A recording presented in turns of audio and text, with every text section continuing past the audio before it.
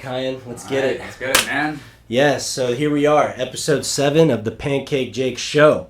Took a short break, went to Georgia on vacation, running through the mountains, and it was a hell of a time.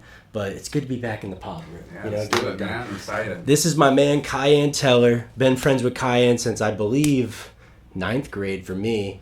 Yeah, and Kyan just has some crazy stories about his walk in life thus far. I mean, everything from seeing friends get stabbed to going and visiting crazy places around the world, and that's exactly what we're going to dive into today. So, Kyan, what's up with the travel life, man? You've been a lot of places in the world. Yeah, man. No, it's been crazy. I've been traveling so super young with family, so it was just kind of a natural progression to start traveling on my own. A lot of backpacking, a lot of international backpacking. Oh, wow. The first trip I did was Andrew Alcendradas. Okay. I'm sure a lot of people yeah, Andrew and Mitch. That is Andrew and Mitch. And they're into the backpacking life they're too. Into backpacking life. I mean, I see Mitch's Instagram these days, and he's just on the side of a cliff climbing midday. Both of them. While I'm chilling in a room or something. I'm like, geez, look at Mitch right now. I know, they love that shit, man. Yeah. Love it. Mm-hmm. Yeah, the first travel trip I did was with Andrew, actually. We went to Southeast Asia, and that's a story about Andrew stabbing somebody and getting locked up in Thai jail. Okay, and yeah. If you want to just dive right into that, we can. Yeah, because I've never heard this story. Yeah, I'm surprised you haven't. Yeah. I tell everybody. Andrew doesn't tell too many people. I don't know if he's embarrassed about it or what, but yeah. I tell the story for him. Oh my gosh. Right, okay, let's hear it. All right, so... where are we at, by the way? What country? We were in... So when this happened was in Thailand. Thailand, okay. We met these two dudes. One's name was Yuri, another one was Renato. Renato was a Korean who grew up in Brazil. They're kind of part of the story. Okay. And the Yuri dude was from the Netherlands. He was Dutch. And we met them I met Yuri in Malaysia, and he liked me and Andrew a lot. So he started traveling with us, and he came back up to Thailand with us. He had already been there. And the Renato kid we met on the bus to, it's called Phuket, Thailand. I'm sure everybody's heard of it. Oh, yeah, Phuket. Yeah, Phuket. Phuket. Yeah. So we got Yuri and Renata. Yuri, Renato, me, and Andrew. And, it's a straight debauchery, degenerate, shithole. Okay. Just partying, back in the day when I used to party like that. And, yeah. We go out one night, we all get fucked up, go back. And then the next night, they went and rented, mopeds. I was pretty hungover. I stayed in the hotel. And that night we went back out to the same bar we went the night before. Mm-hmm. And Andrew just got shit-faced. He's probably gonna be mad about me telling the story, but fuck him. Oh, man. We've seen stories where, Andrew gets shit-faced, yeah. Andrew got yeah. He's still the man, though. Yeah, still the man. And he was macking on these, two, fine-ass Russian girls who didn't speak any English. And I wanted to go to a different place. I wanted to check out a different bar because we had already been the night before. Okay. And I was a dick about it, but I'm like, yo, Andrew, these girls don't like you, bro. Let's go. Yeah, let's just, move on. Let's move on. Okay, I see. And he got kind of, butthurt about it. And he's like, no, I'm gonna get these Russians tonight. He got super butthurt about it, but he left. And as we were walking out the door, this big, German-looking dude with his wife walked through, and Andrew just goes, move, and just smacks him in the face with the middle finger. And the dude was just looking, he's grown, man. So disrespectful. Disrespectful. Bam. And the dude is a grown-ass man. We were 23. I wasn't even that drunk, so it was kind of dude, what the fuck? Sorry. The guy's wife was just come on, come inside. They let it go. It's stupid. So the four of us head outside with Renato, Yuri, me, and Andrew. Okay. And Andrew walks off to buy some street meat, some chicken, street meat. And Yuri starts talking to me dude, what's Andrew's problem? What's the deal with Andrew? And I'm just he's getting a little too aggressive. And I'm like, well, sometimes he just gets like that when he's fucked up. Okay. And as I'm turning around, I just see Andrew swinging at somebody. Oh. And to give Andrew's side of the story, right. He went to go buy his chicken. And he sat down, he was eating his chicken, and this French, Algerian-looking dude, big old beard, grown man, walked out of a bar and told Andrew, this is what Andrew says, and I believe Andrew, he said, you can't fucking sit here. So Andrew said, hey man, I'm just eating my chicken, leave me alone, and the guy smacked the chicken out of Andrew's hand. Oh my god. So Andrew got up, they started pushing each other, and right when I look over, Andrew swings. Okay. Right when Andrew swings, and we were probably like 50 yards away. We weren't really that close to when it happened. Mm-hmm. Right when Andrew swings, 2 more full-grown men run out, and they just start beating the fuck out of him. So you're seeing this from like a distance, and you're like, "Oh shit!" Oh shit! Probably starting to make your way towards it. Yeah, we start running over there, and it's filled with people. This is the middle of the strip, bars, clubs. Like this isn't, we're not in the wild. It's it's just a party town, So Andrew said, "Fuck it," in "fuck it" time. Yeah, That's basically what he did. Yeah, and in the ball of flesh flinging around, Andrew pulls out his knife and he stabbed the guy in the hand, who was one of the guy who first he hit first. Oh, so Andrew drew the knife first. Andrew drew the knife first. He used to travel with this flick out pocket a little knife. Gerber, just which is perfectly fine in America, but come to find out, like you can't carry knives like that in most countries of the world. It's actually illegal to carry little pocket knives. But we found that out later. Oh damn. So we run over there, right when Andrew stabs the guy and he's got the knife like this, they sort of like backed off, like what the fuck, like holy shit, how did that just happen that a knife got pulled out? And the dude was holding his hand like that. And some Thai dudes who had seen the whole thing happen, they like broke in, started breaking everything up. And I remember one dude had like grabbed Andrew like this from behind and was like pulling him back, like trying to separate him. And Andrew didn't know what happened. He just got jumped by 3 dudes, so he pushed one of the Thai guys. So then they beat the shit out of him too. Oh my god. So he ended up in the midst of it, pushed someone, and now he just made like 3-4 more enemies. Yeah. Oh, so he got jumped by 2 different races of people. 2 different groups of people he got jumped by. A group of French dudes and then a group of Thai guys. Oh my, just causing a ruckus and fuck it. And fuck it, dude. Oh my god. And bro, like I'll never forget this because like I didn't even know what Muay Thai was at the time, but then I found out later, bro, they were dropping Muay Thai kicks into his chest, knee, dude. Like you could tell like it was just built up, pent up frustration of dealing with drunk foreigners, and they were just all taking it out on Andrew. Oh my god. Yeah, Thailand is like where a lot of people go to learn Muay Thai. A lot of these UFC fighters go to Thailand. In Phuket actually. It's there. I know there's a really popular gym there. I think it's called like Tiger Muay Thai. Tiger Muay Thai. That's where Bulk trains and dude, they were probably some descendants from there just kicking up on Andrew real quick. Yeah. So I don't know, the whole thing gets like broken up, and we get Andrew out of there. Like he kind of like gets up and starts running. There's no shirt. His spares were cool back then. He had both his shoes were gone. He had like blood pouring down his nose, and oh man. So like in the confusion, rough night. The police fucking show up. And when the police show up, they don't really know what happened at the time, but all of a sudden, the fucking French dude just goes, he has a knife, like a little bitch. Like after they jumped in, like snitched on him. Oh my god. And after, I don't know why Andrew did this, but he had held on to his knife for some reason. Like through all this shit, he managed to fold his knife back up and put it back in his pocket. Oh. So at that moment, he pulled the knife out and tried to toss it, and I just remember like a female Thai cop just like put a foot right on the knife.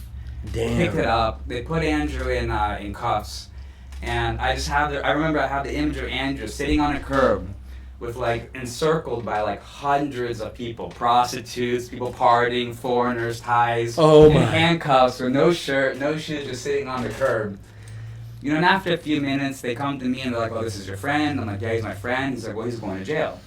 Like, do you want to go with him? Not to get booked, but just to be there for his booking process." And try to help him, yeah. Just to be there. So they threw him in the back of a pickup truck. I got to sit in the truck because I didn't do anything wrong. Yeah. And you're not a criminal in their eyes right now. They drove us like 5 minutes to the police station, and they started booking him.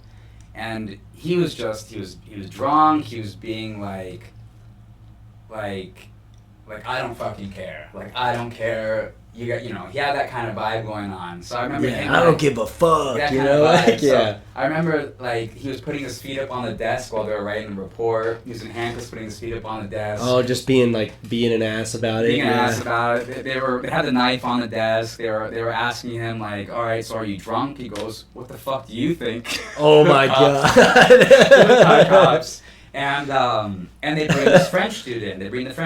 He walks in with his whole hand bandaged up, and he's speaking in broken English. "Oh, I can't work now. Like you've caused me now that I can't work." Basically, he wanted money.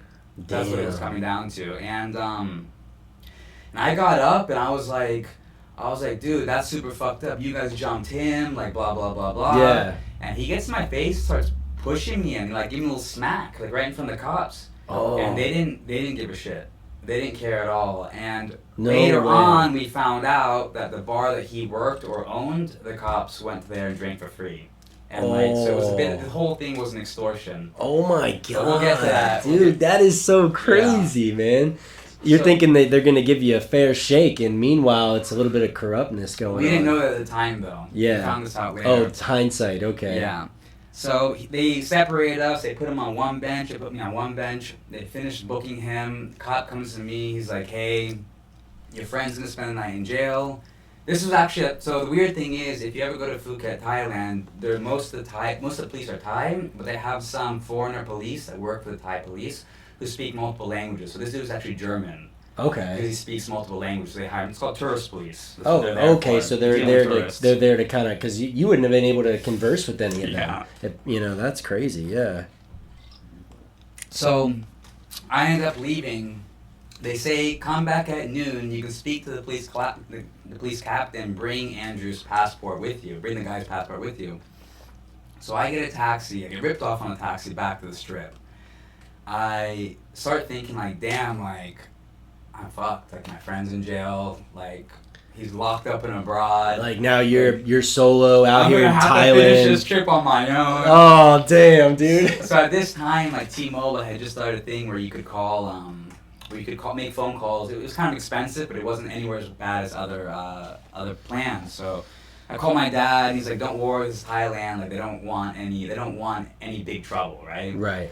So I'm like, "All right, calm me down a little bit." I go look for Yuri and Renato. So I got to the hotel room. I talk to the hotel. I talk to the doorman. I'm like, "Hey, my friends." "Oh, no." So I go back to the Strip, and I'm like patrolling the Strip, looking for them for like an hour and a half. Trying to find them. Trying Yeah. to find them. And after about an hour and a half, I go back out to the Strip, and I see Yuri there, the guy from the Netherlands. Mm-hmm. And the last thing that Andrew had said before he got put into the truck, he said, "Yuri, go get my shoes." So Yuri had gone. That's why he wasn't with us. He went back to where all this shit was going down to find Andrew's shoes. And so I see Yuri, right, a couple hours later. Mm-hmm. I'm like, "Oh, bro." And he goes, "Oh!" And he got one of Andrew's shoes in his hand. Oh, he couldn't find the other one? Yeah, one of Andrew's shoes. Dude, that's like a moment of like Yeah. straight joy though. You're Yeah, like, I he found found you, someone, I yeah. found him, And he's like got one shoe dangling. Oh my gosh. So I'm like, "Dude, that shit was crazy." I'm like, "Bro, where's Renato?" The guy from Brazil who was Korean. Yeah. And he's like, "What do you mean, where's Renato?" I'm like, "Well, where is he?" He's like, "He's gone." I'm like, "What do you mean he's gone?" He's like, "Bro, he left." I'm like, "Well, where'd he go?" Yeah. He's like, "Dude, he took a cab to the airport, swiped his credit card, and bought a flight back to Sao Paulo." He just was like, I'm going home. He was I don't even want to be here anymore. He was a good boy. He had never been okay. around that kind of shit before. Oh, and he was like, maybe I made some wrong life choices, I need to move home. He messaged us 3 days later, because you imagine how long it would take to get back to Brazil from Thailand, buying a ticket like there on the spot. You're going to be doing so many trips to get there. Right. And he messaged us like 3 days later, "Hey guys, I'm so sorry. I thought they were going to come after me too, and I just left." So like, dude, what the fuck? I don't even know what to say about it. He fled the country, bro. He was like, y'all ain't taking me to jail. No, I ain't going to jail in He fled the Thailand. country. So Damn. me and Yuri ended up crashing in the room. He slept in Andrew's bed. And we wake up, right? We get Andrew's passport. We buy some bottles of water. And we head to the jail. Ended up being like a 5-minute walk. I got ripped off from the taxi. I never even had to take a taxi back. It was so close. And we get there. And, we're like, "Oh, our friend. So they bring us into a room, and they bring him out of a room, and then there's, like, bars. Like literally, like, bars. Like such a ghetto jail. Oh my god. And you can just see Andrew, and he's just got this caked blood. He's still got the blood cake Oh, on the him. stain, kind of like he never washed it off. He just left it. He's got stomped. You can see shoe marks all over him from when they were stomping on him. Oh my gosh. And his eyes, when you get punched in the eye and the whole thing turns like red, like he breaks the blood vessels. Oh in the eye. yeah, the blood vessels start popping. He had an eye like that. And he just goes, "Do you guys have any water?" Oh my god. Because he hadn't been, they didn't give a shit. Dude, just a caged animal at that point. Like, just like, water. So we're handing him like a bottle of water and way. some cigarettes to the bar. And Yeah. He's smoking a cigarette, drinking water. Probably just fucking so happy to see you guys. He was happy. Yeah. He said he could hear us like from the window. He could hear us walk into the building. He said he was so happy. He said he was so bored. He said there was nothing in the cell except for a typical like hole in the floor shit toilets where you like the old like the really nasty toilets you squat on. Dude, he could have been losing his mind a little bit in there. Like, you know, you're starting to sober up and you're like, bro, fuck this. Yeah. I don't want to be in this dirty Thailand jail right now. Yeah, with nothing, not even shoes, shirt. Yeah. Nothing. Maybe one shoe. Maybe Andrew had his shoe. No, Lost, it's gone. totally gone. Gone. So he didn't have to wait there too long. They brought him out. Me, him, and Yuri went to another room where the police captain was there. And this dude barely spoke English. It was like broken English. And like after like 10 minutes, I had to give over Andrew's passport. That's why they let him go, let him out. Because they gave the passport over. And the captain shows up. We're sitting there with the captain. Like after like 10, 15 minutes of like broken English with this guy, I realized, oh, they're asking for money. Oh, yeah. Here And they come. And here they come. The leeches. Yep. And the French guy shows up, and he's sitting here with his hand bandaged, and like they're like talking, and the French guy asked for $2,000 US. Mm-hmm. And the captain was like, so 2,000, you know, blah blah blah. And Andrew goes like, I don't care, like I'll pay. Like I don't care, I'll pay. He just wanted to get out of there. Yeah. And I was like, wait 1 second, bro. I'm like, we are Americans. This shit doesn't happen to us, you know? Yeah. Yeah. Listen, I'm speaking on your behalf. I didn't do anything wrong. So I called the embassy in Bangkok, the U.S. Embassy, and this is an interesting thing to know. If you get in trouble internationally, there's nobody actually working in the embassy on a Saturday or Sunday. This happened on a Saturday. This happened on a Friday night when we were speaking with the captain. It was now Saturday, like midday. So there's only one person at the embassy to pick up the phone just for any emergencies that come through. Oh, okay. And he explained to me, he says, hey, look, don't pay anything. I'm going to send you an email with a list of English-speaking attorneys in the Phuket town area, in the Phuket town area. Okay. So I explained that to the police, and they let him go. You know, they let him go. I didn't know. They thought we agreed to pay the money, but through the lack of confusion, they let him go. So we leave. Yeah, go ahead.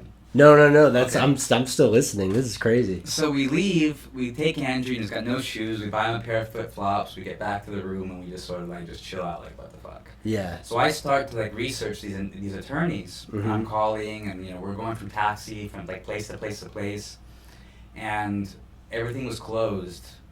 And then we found one attorney on Sunday. And because we were supposed to meet back up on Monday to pay the French guy his money. Oh, okay.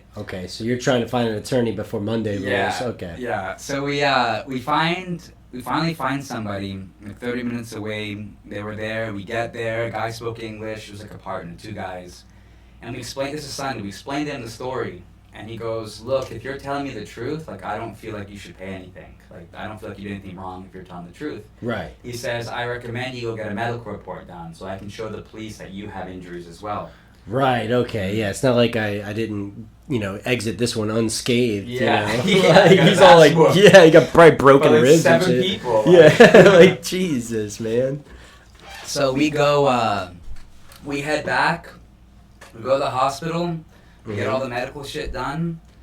Monday morning, the attorneys pick me and Andrew and Yuri up. You know, they roll up in like a brand new Benz. Like nobody there has Benzes. These people are very poor. So we're rolling to the police station in a Benz, feeling like fucking gangsters, like top G's. Yeah, you know? Yeah, we're top G's. We're 23 years old. You know, like top G's. Like fuck you guys. Think you guys are gonna get our money? You know? Yeah. You guys are flipping the script on them right now, rolling up in the Benz, dude. Yeah, we get there. We show up, and the police were fucking pissed, man. They were so angry when we showed up with those attorneys, because they thought we were coming just to pay. And this isn't like a little shack. This is a proper police station with like dozens of police. So it's a very professional thing. It's not like just, Right. It's the fact that it's just so corrupt, these countries, Yeah. It can look decent. It doesn't mean that the system is going well there. Yeah. So they didn't let me and Yuri go inside. Andrew went inside by himself, the attorney. So they were in there for like an hour. So I don't know what happened when they were in there. But after about an hour, they come out. And And the attorney goes, so here I'm going to explain to you what happened. He goes, they're very angry that they said that you agreed to pay, and they're very, very angry that you showed up with us. They're saying that if you don't pay, they're going to charge you with attempted murder. Yeah, they said up until this point, they were just going to charge you for fighting and carrying a knife. Now they're going to charge you with attempted murder. He goes, I think you can win, but it's going to cost you X amount of bahts, like X amount of money. Yeah. And you're going to have to go back to jail until this whole thing clears up. He goes, I recommend you just pay. Oh my God. It's like, dude, I'd be like, take my money now. Yeah, so he says... Didn't go as planned. Didn't go as planned. Yeah. He did say to the captain, he told the captain, but 2,000 is too much. So he negotiated down to 1,000. Okay. So after the attorney fees, which were about $250, the medical fees were about $250, and 1,000 to them, Andrew saved $500.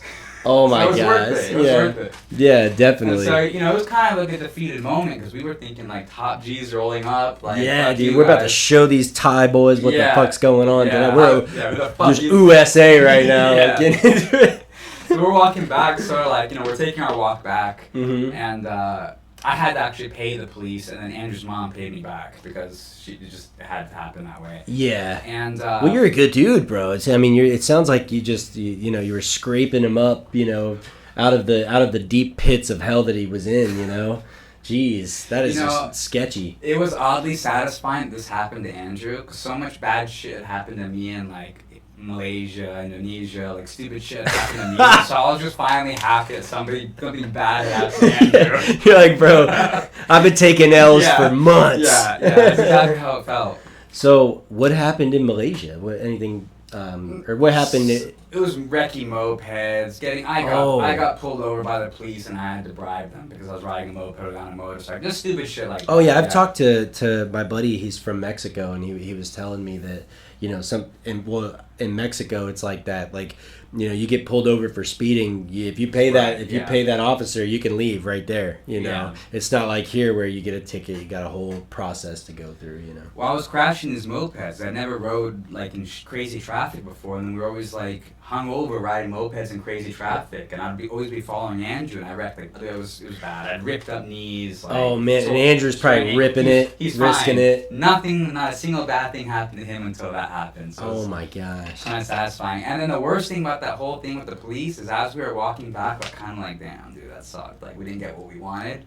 The French fucker rolls by on his moped with his helmet on, looks back at us, and just smiles. The most, nasty-looking smile and left. Yeah. Like, I won, you fuckers. So let me ask you, like, at that time, was an American dollar, like, when it got transversed into their currency, into the Thai bahts, would it be more in Thailand or less? So it transfers to the same, mm-hmm. but just the cost of living is cheaper there. So if you eat at like a basic restaurant instead of spending, Thailand's changed a lot. This was almost 10 years ago, but so that much money would help. Like it would help. It would be like, man, I can. It might be as rent for 4 months. Oh wow, that's pretty. Yeah, cool. it might be as rent for 4 months. Yeah, so that's why he was grinning. He was like, I got you guys. Yeah. Ah, son of a bitch. Son of a bitch. Yeah. So, dude, what other places have you been travel-wise? Like, off the top of your head. So I spent a lot of time in Asia, Southeast Asia, a lot of time in Taiwan. Wow, I've been wanting to go to Asia. I think it's cool out there. It's cool. Thailand too, actually. Yeah, I think the whole Muay Thai vibe there is really cool. Like we were talking about that gym, Tiger Muay Thai. Like pros are going there to learn. And it's just like, Culture. You go to Europe, you travel in America, Canada, Europe, like you're spending $150 a day, right? You go to Thailand, at least this was almost 10 years ago, you can do it off $30 a day. And right. You can do kind of everything much you more want, affordable too, yeah. Like kind of live like a king a little bit for a while. Yeah, you can do whatever you want. And the same goes for like Central and South America. That's where I've traveled the most. Just I speak Spanish too, so my mother's Colombian. Oh, okay, nice. I've traveled all through Central and South America. So what's your dad's nationality? English. I was born in England originally. Oh, okay. So you're English and Colombian. Colombian. Wow. Yeah. Nice, man. Yeah. So that was the one with Andrew, and like I'm sure at some point you'll get him on here and he'll give his side of the story. Oh my gosh, yeah, we gotta hear that. I've seen some crazy things with Andrew, and You know, I mean, you guys were kind of a crew back in the high school days. I remember we were at a party one time, and I think you were there, but it was like this kid's house, and like his mom was there too, kind of partying with all of us, and then she was like, yeah, come on in and have fun, and he was like, all right, like he didn't really know our group, you know. We walked in, it was like you, me, Taylor Torrey, Andrew, you know, I think, yeah, Matt Whitney was there. Who else was there? Just like the whole Tarpon crew was there, Mitch and stuff. I remember, yeah. Dude, it was at some house, and the kid didn't really, once we got into the house and started partying, the kid, we realized, didn't really want us there. Yeah. And he was trying to kick us out, and I was like, all right, you know, guys, he doesn't want us here. We need to leave. This is his house. You know, let's respect it. Let's get out of here. But there was no respect. Dude, that's what I'm saying. Because it was like the kid's mom was like, no, stay and have fun and party with us and blah, blah, blah. And the kid's like, Mom, you know. So there was a little bit of a conflict going on there. And then, you know, I don't know who it was, but someone in the group was like, well, it's the mom's house. Like, it's her house. She wants us to stay. Sorry, bud. And they're, like, telling the kid, like, sorry, kid. And he's like, it's my fucking house. You know, he's getting mad. And eventually he, like, gets us out of the house and, like, gets us out to the street. But he pulled a 12-gauge shotgun. Oh. You know what I'm talking about over there in Palm Harbor? Bro, I do remember that. Yeah, and he's, like, literally pointing it at Matt and Andrew. Yeah, I remember that. Yeah, and I'm like, oh, fuck, bro. Like, I'm like, he's got a shotgun. We're unarmed. I'm going to the car. So I just start backpedaling to the car. Those were, like, kids from, like, Eastlake, I think, or Countryside. Oh, okay. Yeah. Yeah, well, I remember, like, I don't remember if it was, like, Andrew. I think it was Andrew. It was either him or Matt. Somebody threw something at the house or some shit? Or? Well, no, the kid was, like, holding the shotgun, and then I'm thinking, all right, I'm getting to the car. This kid's going to fucking protect his property. I left, too. Yeah, everyone who's got, you know, a little bit of smarts to him is like, yo, that's his property. You know, we're in Florida. If he shoots, you know, so we're kind of backpedaling to the car. And then I think it was, like either Andrew or Matt Whitney just drunk as shit, just like, you ain't gonna shoot that pussy. It was Andrew. Bro, he just started walking towards it, and he's like, shoot it then.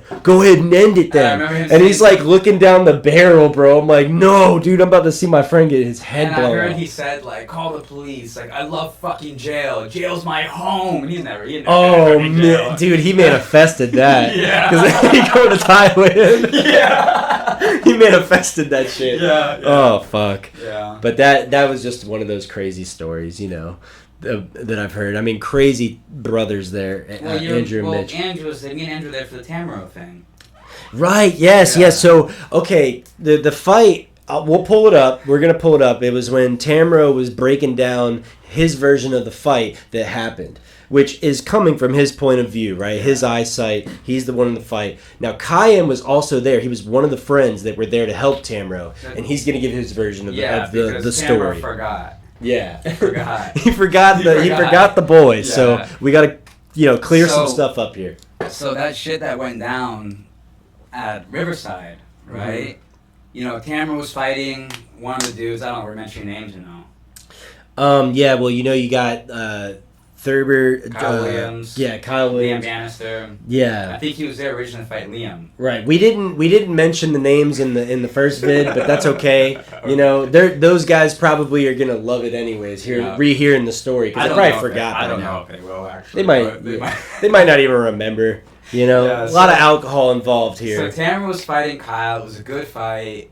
Kyle gassed out. They had a little break, and when they went to go start fighting again, instead of Tamara going to fight Kyle again, he ran up and tried to hit Liam. Oh. That's why he got jumped. So did he think that Liam was Kyle? No. They look different. He was just the original issue was with the other dude. Kyle was just the one fighting. Oh, so right when he went for the other dude, it was like, oh, now free game. And they jumped him. Oh. And they ran him down. So he was like running through the park. And they were running out. We were all running after Tamaro. Right. And Tamaro like trips and falls.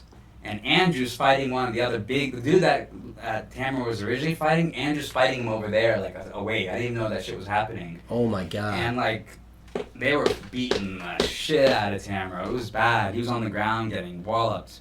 Damn. And I didn't even know Tamara at that point. Like, he wasn't my friend. Andrew's my friend. But I remember me and Vlad were just like, dude, this shit's is not good. Like, how serious it was. Right, because Tamara's just taking a whooping. Yeah, by multiple people. Mm-hmm. And never got knocked out, though. never got slumped, though. He's still there. And I remember this thought, like, because I didn't really care about Tamara. I didn't know him. But my thought, like, oh, dude, they're going to really hurt him. They're going to really fuck him up. Yeah. And so it was the shadows of people. Like, it was so dark there was no lights. Right, Riverside after dark. I just swung and missed, completely missed. But I had so much time because they were beating the crap out of him. I had so much time just to swing again, and I connected with one person, dropped, and Vlad was pushing Thurber away, like they were into it, and that gave him time to get out of there. Oh, okay. And he did. He ran to a dude's house. The dude came out, and then that's how the whole thing ended. But Andrew was there too.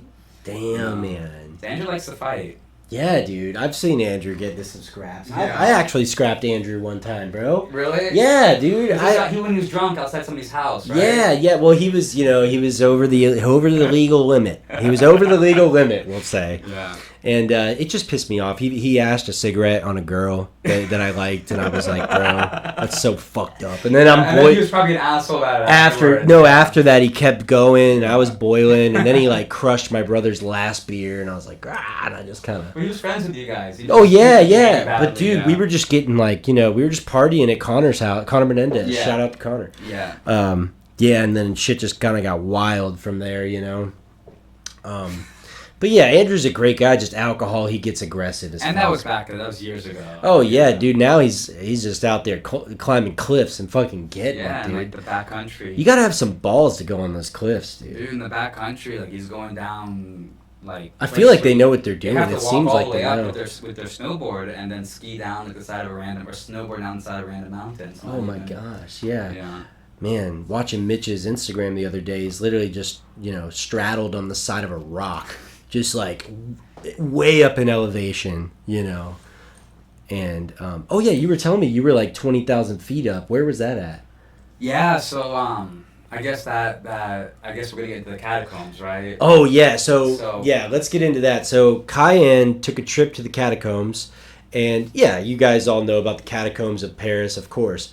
But this was a private tour of the catacombs that people don't usually get to go do, and he got video footage of it too. Yeah, so I'll go to the backstory because there's a cool story. Right, you met the guy that took you in Bolivia. Yeah, so in July of 2021, I went to Colombia to get work done, and one of my boys was in Peru. He was traveling through Peru. He was hiking, doing the whole thing in the mountains, and then he went to Bolivia. And I had already been to Peru and I had already been to Bolivia, but when I had been to Bolivia the time before, the whole country was on lockdown because there was rioting and the whole country was just absolutely crazy. So a little bit scary to be in. Yeah, so I missed most of Bolivia. I only went through a certain part to make it to Argentina, so I always wanted to go back. And I always wanted to go back to climb this mountain called Kyan Ep7. Okay. It's like 6,000 meters, so it's like 20,000 foot. So to find a mountain that size, you have to go to Alaska. I think Denali's the only one. Wow, dude. In North America that's that height.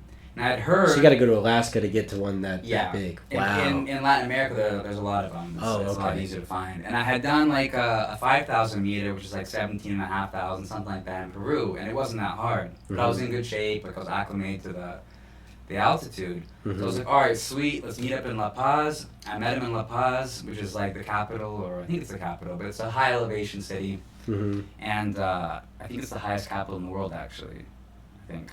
Wow, yeah. dude. So we meet there. You're up there. Yeah, we're up there. Me and my boy Jesse, and when you travel these kinds of places, nobody gives a shit about you don't need any licenses, you don't need any experience. Right. No rules. There's no rules. It's what hang on for dear life. Yeah. And just try to learn, I guess. So I told my boy Jesse, I'm like, yo, I want to do this Kyan Ep7 climb. I want the 6,000 meter mountain or the 20,000 footer.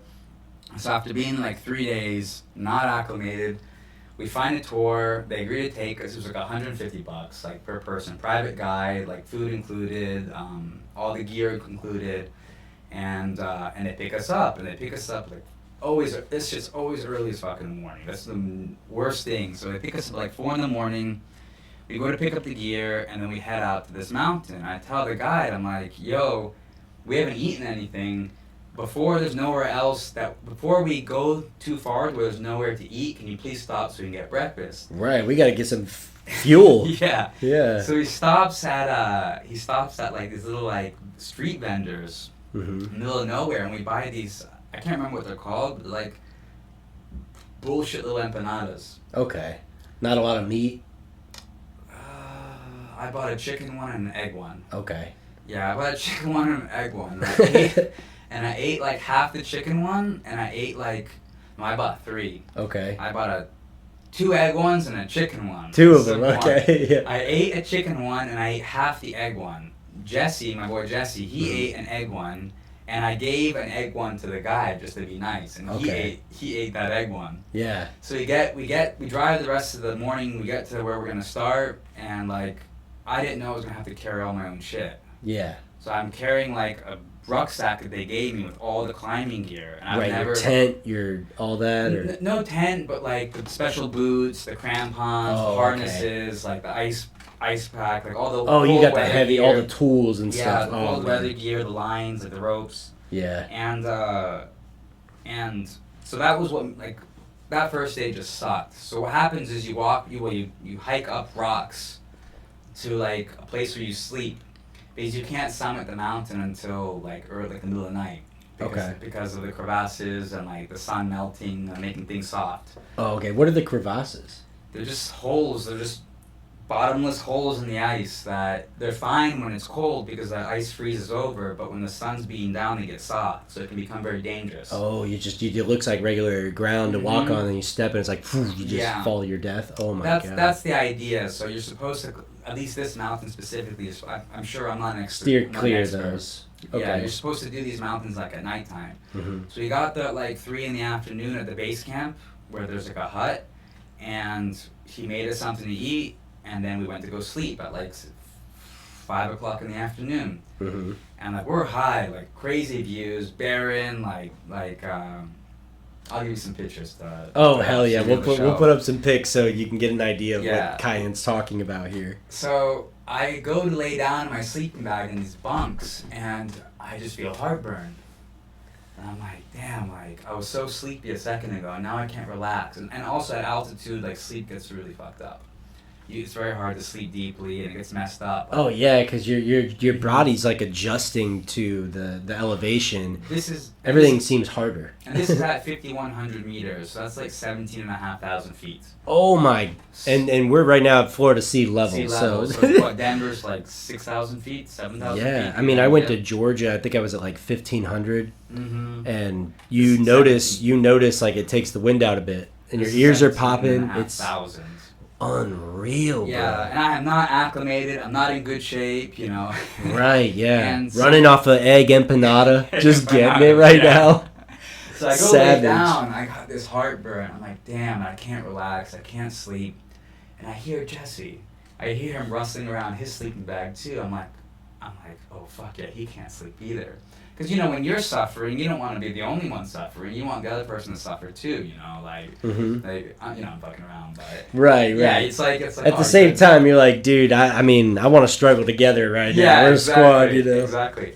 All of a sudden, he just gets out of his sleeping bag and runs out, and he's barfing in his hands, like, open the door barfing. Oh, no. And then I'm like... The empanadas. I'm like, dude, I gotta fucking barf too. No. I gotta get this shit out. So I went out there too. We're out there in the cold with the wind on the side of a mountain. Over the side of the mountain, both of us barfing. These, and I could burp, every time I burped before I was barfing, I could taste rotten eggs. Oh, that's what did it. That's what did it. I could taste rotten eggs, like the strong taste of it. Guy was just trying to make a buck. Damn it, dude. Yeah, from week old empanadas. So I barf it out. I get it out, and I go back in, you know, drink my water, whatever, to rinse my mouth out. And try and calm down a bit, yeah. Jesse goes to take a shit because he had diarrhea too. It hit him in his intestines. For me, it was just in my gut. Yeah. For him, it hit his intestines also. Right. It kind of it's different how it'll affect people differently. Yeah. Yeah. So he told me too. It was funny. He told me too. He says as he was like just just diarrhea. Oh, no. He said he could hear the door just shake. He said the guide was desperately trying to get He had it. to It go. made him sick too. Oh. That's how poisonous this shit was. It made the locals sick. Because usually these people are usually accustomed to the bacteria in that area. Yeah, that would make sense. Oh my god! So this was just some like bad food, like in general, food poisoning basically. Food poisoning. Yeah. Food poisoning. But once I got it out, I was able to like relax enough and sleep a couple hours. Dude woke us up at like midnight. Had to put on all our gear. We had to put on the special boots that you get the crampons in. And so for the first like hour, we're walking like in these horrible boots that anybody who climbs knows, I guess. And we're on rocks. And then once you get to the snow part, you switch and you put the crampons onto the boots. Okay. And then you're using crampons and your ice pick and whatever. You get a little bit more grip on the ground, fraction. Okay. And we're roped Friction. up. And man, like every like 2 minutes, I had to stop and rest, and that's not normal. Oh man. So I thought, obviously it was the altitude too, and I wasn't in shape. But So you got altitude sickness going on, food poisoning sickness going on. You're not in like crazy shape for something like this too, and you're just Pitch like black. you're taking breaks. Oh my god, this is it's crazy. pitch black on the side of a mountain. Pitch black? It's freezing cold. Oh, It's 1 in the dude. morning. So were you worried about like certain wildlife coming after you or anything? Nothing. That place is dead. Oh, Nothing can survive there. Oh my gosh! Including Like me. it's like Including I me. shouldn't even be here I right shouldn't be now. here. Oh my god! And like when I had done the 17,000 footer, I was fine. Like I felt completely fine. Didn't have to stop. Nothing. So I knew something wasn't right. And like we went on for like 4 hours, and it was just it was very slow. And Jesse was fine, even with the food, even with throwing up and the diarrhea. He was fine. The guide was fine. And we get to a point where we cross a little ice bridge, and then there's this sheer ice wall, maybe like, like 100 foot, 120 foot, just straight vertical ice wall. And this was where we had to this is where the guy goes, do exactly this, and we're roped up. He goes, do exactly this. Put your foot here, swing the pick here, put your other foot there. And it's like... So he's coaching you guys through this vertical ice wall. I've never done this shit in my life. Oh ice climbing in my life. So you went 0 to 100. Yeah, you didn't get the chance to do any practice runs. Nothing. And I was the weakest link, so I was in the middle. Jesse was in the back, and the guy was in the front. I like that strategy. It's like, hey, you never leave the weakest link in the back of the pack because he'll lose you guys. So. Yeah, and somebody had to keep an eye on me. Mm-hmm. You can only go as fast as your weakest link in a group like that. Mm-hmm. Yeah. And so at the base of this ice wall, there's holes, there's crevasses. So there probably wasn't any serious danger because you're roped in, and he goes first. And as he's going up, he's banging stuff into the ice and then like locking us in. Okay. So if you fall, the idea is that those picks will kind of keep you from going too far. Yeah. So how tall did you say the vertical ice wall was, you think, roughly, in feet? I'd say 100, 150. It was a solid wall. Whoa. A solid wall. Yeah, it was, and believe it or not, it was surprisingly easy. Those crampons, you just walk up and they hold, right? Yeah. You just walk up, and with your pick, you're and lifting yourself up. Right. Technically, I don't think it was that difficult. It was just the tools scary. make it easy. Tools make it easy. Did you ever look down, or were you just like, I ain't looking down? Not really, man. I'd be looking. I'm just doing exactly what I have to do. That's what I would be doing. Yeah, you that's just do exactly crazy. what you have to, and you can't, and you can't see anything. It's dark. So Oh you my! You can just see this ice wall. That's all you can see. And you have your headlamp. And you know that if I go down, I'm dying. So it's like, all right, I'm only going up. I'm only looking forward. And eventually, I got to the top, and you get to the top, and I'm exhausted because it is physically demanding. Exhausted. Like my arms felt like jelly, my legs felt like jelly. Jesse makes his way up, and we get to the top. We have a break. He gives us some like cocoa tea. It's actually kind of really nice, like from the cocaine plant. They brew tea there. Oh, so the leaves. Oh, that's probably better than our coffee we get like, here. Yeah, it's like coffee. It gives you energy, and it's supposed to counteract altitude. It's like mildly counteract altitude Loosen sickness. you up a bit, yeah. And I had also taken altitude sickness pills from the day before. So Oh, okay. I was on the medication. It didn't work. Ah, But damn. But that's because you went. Yeah, it's like, hey, this only works at 15,000 feet. You go above that, you're on your own. Wow, that's crazy. So we get to the top, dude, and then like just a shift happened to me. Like I couldn't like. I don't even know how to explain it, but it's when you've exhausted like every last bit of energy in you, and your body just is gone. So we kept walking, and I was starting to just lose control You're of my going, motor skills. yeah, I'd call that zombie mode. You're Zombie like, mode. somehow I'm moving, but I don't really know how. Yeah. Freezing, shivering cold. My legs are jelly, and there's way more technical areas above. We're about 18,700, almost 19,000, about 19,000 feet at this point. And this is just the best route that the guy knows, right? This is the easiest route, Easiest, for the okay. people, yeah. And I like stumble a few times, and the guy can like feel the tension. Yeah. And he looks back. I can see his face, like no. Yeah. Walks right over to me, puts something on my finger to check my like pulse. Looks at me and goes in Spanish, "If you keep going up, you won't be able to make it back down on your own." Oh. So we had to turn around. Yeah, he's like, because that's the thing when you're hiking, which I noticed when I went to Georgia. It's like, as far as you go in, you have to look at that clock. It's like, all right, I've been in here for 2.5 hours. Okay, I got 2.5 hours back. Like, you know, craziness. So we, you know, I felt super bad. I'm like, I'm sorry, Jesse. Like, because he was fine. He had no problems. And, like, he understood. Like, we had to go back down. Mm-hmm. And that rest of the day going down was, like, it was almost as psychologically, like, mental as it was physical because my body was just not responding. It was so weak. So we had to go back down the ice wall, but that was easier. He was rappelling us down. And then we had to go all the way back on the snow and ice. In my mind, I thought that was going to be harder, but that makes sense. You already can kind of propel like a rock climbing wall. Yeah, exactly. And then we finish with the ice part. We get to the rocks. We go down the rocks. And we get to the original hut where we were sleeping. Then we're taking off our boots, going back to our hiking boots.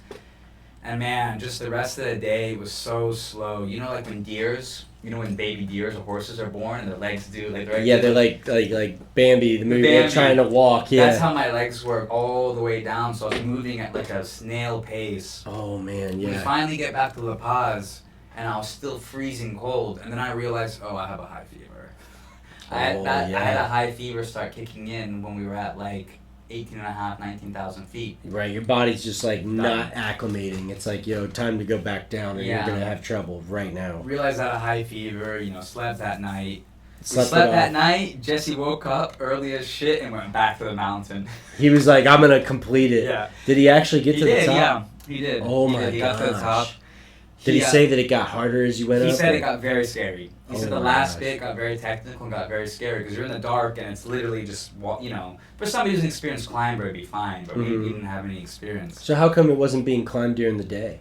Because the sun, the heat from the sun makes the ice too soft. Oh, and it's too slippery. You might have mentioned that earlier. The crevasses, yeah. Oh my gosh. Yeah, so we get back, so he comes back at like 7 o'clock at night from the next day after that, right? And we take a night bus to the Amazon. So he went climbing, came back, slept, went back climbing. This is like you sleep there while you're on the mountain. Comes back and we get on a night bus. Wow. And go into the Amazon. So we go from that altitude all the way down to the Amazon, which is the Pampas in Bolivia. And this gets the catacombs. Oh, I'll okay. explain how. Okay, yeah. So in the Amazon, there's these tours you can do, like multi-day tours, 3-day tours, where it's sort of just like super easy.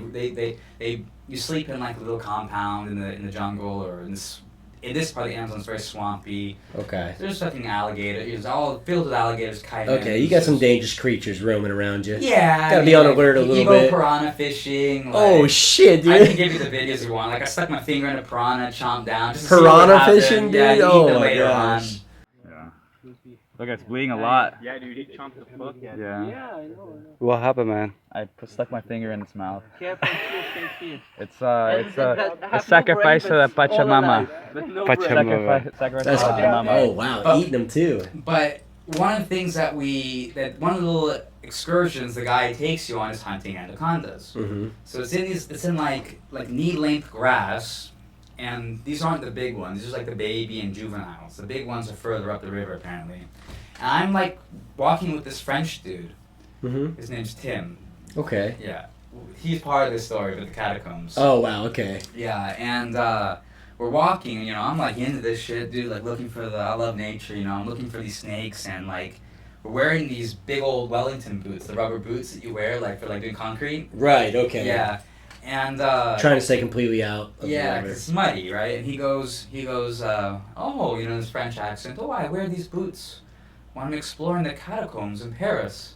And I'm like, I look at him like, What'd you say, bro? Yeah, whatever. I don't care. I'm interested in anacondas. Yeah. So we, we finish the day. We do our thing. We're back at the place where we sleep, and he lights up a joint, and we start smoking. And he starts explaining these fucking catacombs to me, and I had never heard this shit before. Damn. And I'm just like asking questions. I'm like, dude, It's what the intriguing, fuck? It's bro. intriguing. Yeah. So should I just get into what they are? Yeah, People don't maybe know. just explain for the people who don't know what the catacombs are. Yeah, so Paris is actually the original settlements of Paris was actually an ancient Roman city, I believe, when the Romans were in Gaul, and sometime around 800 years ago, they started mining outside of Paris. These open pit the mines. All right, so the Romans had built mines to mine the stone to build Paris, the original buildings. Oh, so the reason for the catacombs being there maybe is because of taking the stones and the gems that they're getting. Okay. So they're really just mining, basically. They're an intricate web of mining shafts. What happened was something like 700, 800 years ago, and I'm not 100% sure on the history, but roughly, they figured out how to mine quarry the rock with underground tunnels instead of open pits. Okay. And that's what became the intricate web of tunnels for the catacombs. Okay, And, wow, that's interesting. And as Paris exploded in population, Paris ended up building over the old mining system.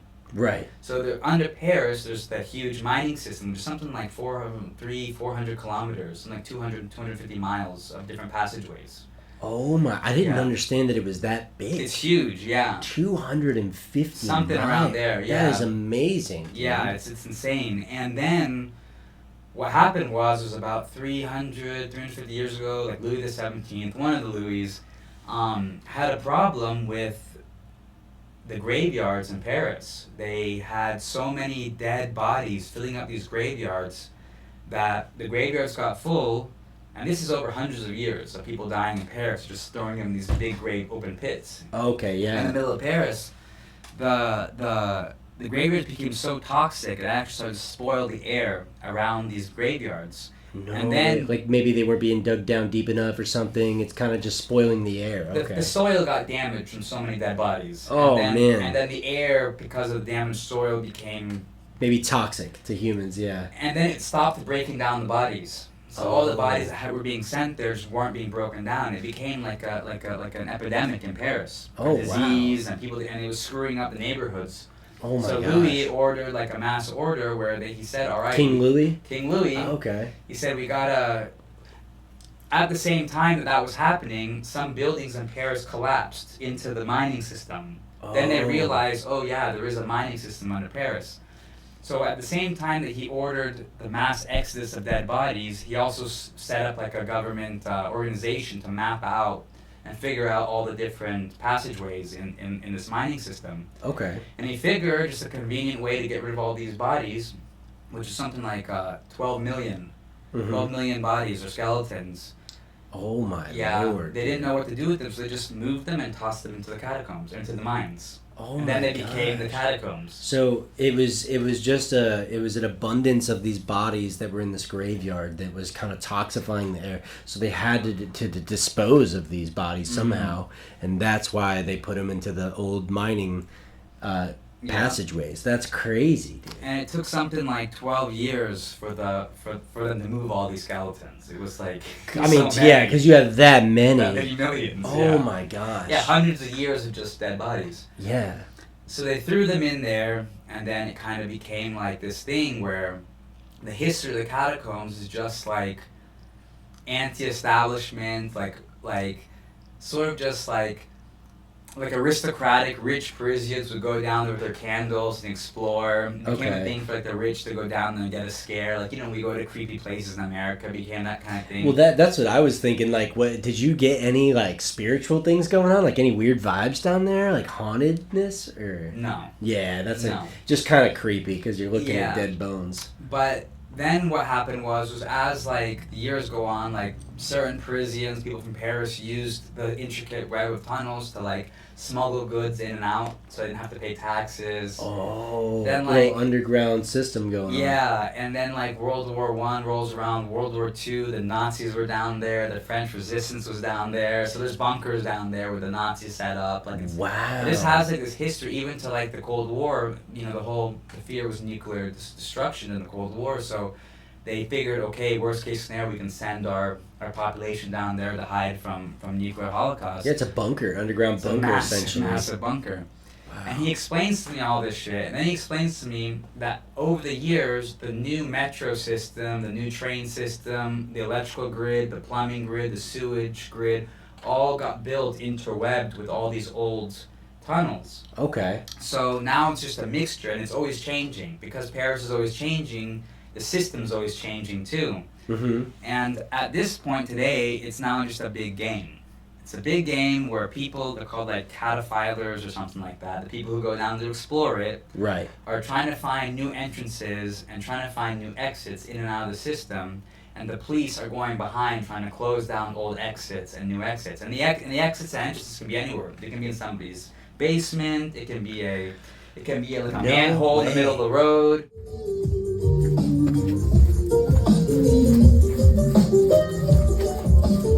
La enfermedad de Parkinson se inventó en los catacombs. La manera de andar. It's just really like that. Like it's That's really, so crazy. So it's you're saying it's a game, like it's kind of like a little ongoing little game where between basically the police and the guides. The guides, yeah. Wow. So they're very secretive about it. They have their like they find, because how you find new entrances and exits is when you're inside, you dig.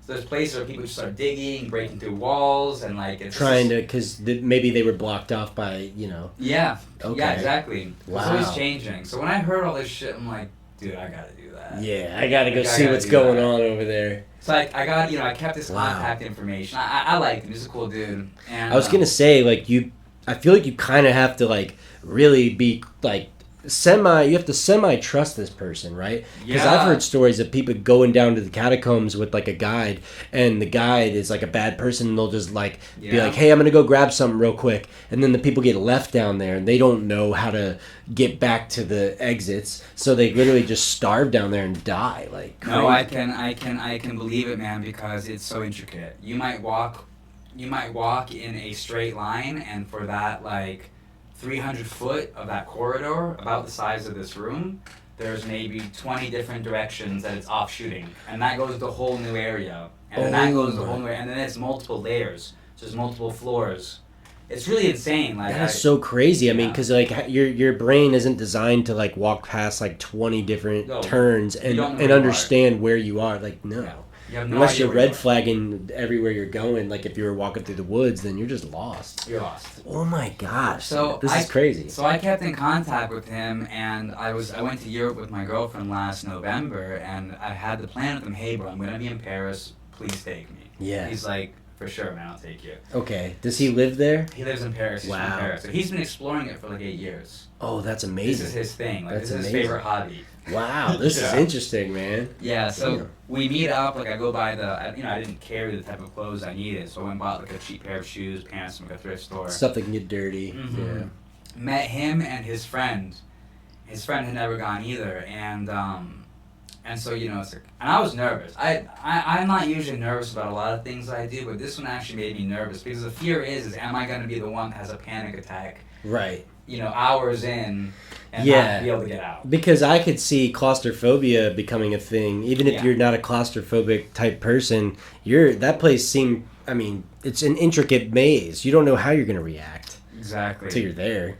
No, till you're there. And I did. I had butterflies, and I take the train. My girlfriend stayed in the apartment, the Airbnb. I took the train, met him at a train station close to where the entrance was. So there is some entrances that all the guides know about, and they take tourists to those places. They don't show them their secrets. Okay. So the entrance he took us to, if you watch like YouTube videos, that's the same entrance that the guides take a lot of people to. Okay.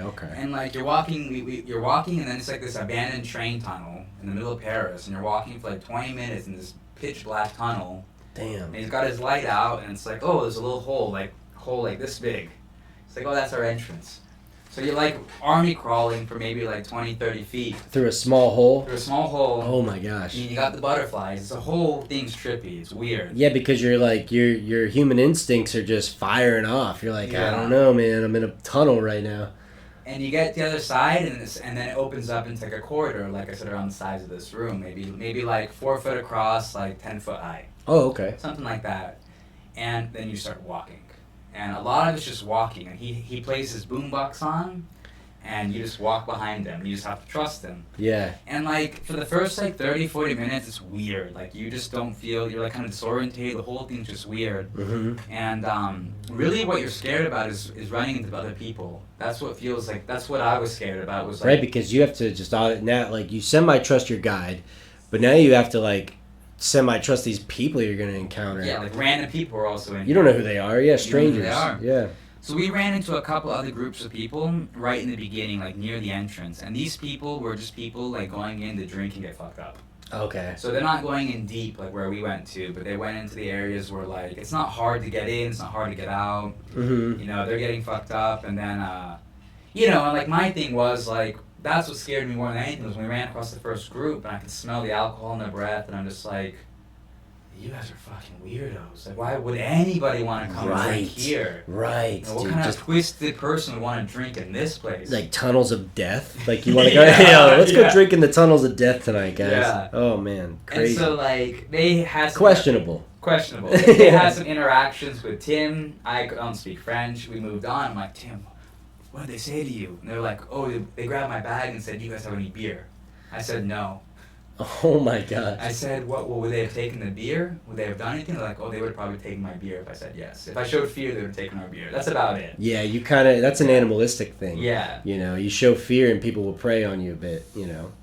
So. Smart. You got a smart tour guide going through there, dude. No, he was cool. Really cool dude. So really the rest of the 7 hours, it was just following him in these crazy places. Because a lot of walking. Mm-hmm. A lot of walking. But yeah, you said 20 minutes just to get to the entrance. Yeah, in just a dark the tunnel. entrance, Damn. and then going into the hole, and then it's just a lot of like corridors, and then there's certain areas where people have dug, and you have to crawl through small cracks, and then crawl underneath like big rocks, and the whole thing's just, if you're claustrophobic, It's not a good idea. Yeah. And then they take you to the bones. That's like the thing that everybody wants to go see is the bones. Yeah. Because, I mean, I've seen pictures online, but where you were in that video, I'm like, dude, he's deep in the maze right now. Yeah.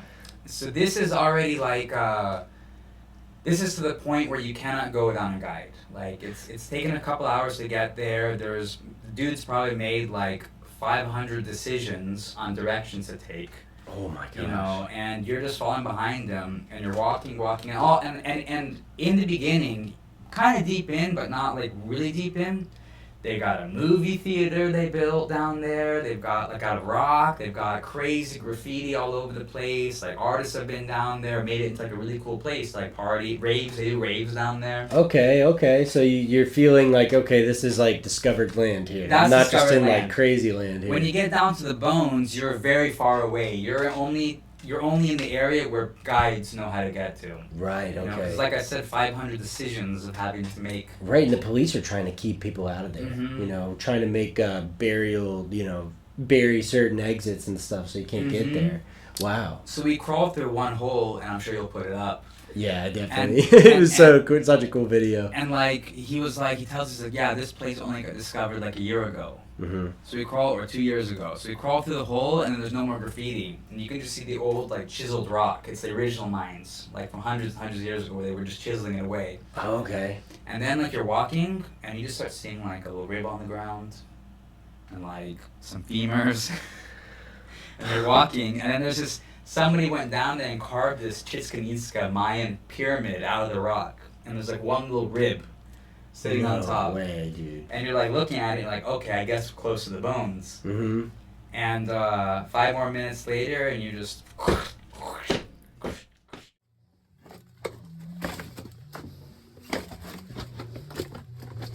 Oh man, I feel it in my feet. Which way? Gauche, izquierda. Izquierda. Oh, derecho? Derecho? crunching. Dude, and it's there's just dead human bodies. dead dude. human bodies, just hundreds of Whoa. thousands of them. Hundreds and hundreds of thousands of just ribs, and pretty much mostly like femurs, fractured skulls, ribs. The teeth don't really, like smaller bones tend to get lost, but it's crunchy. It's country and it's crunchy.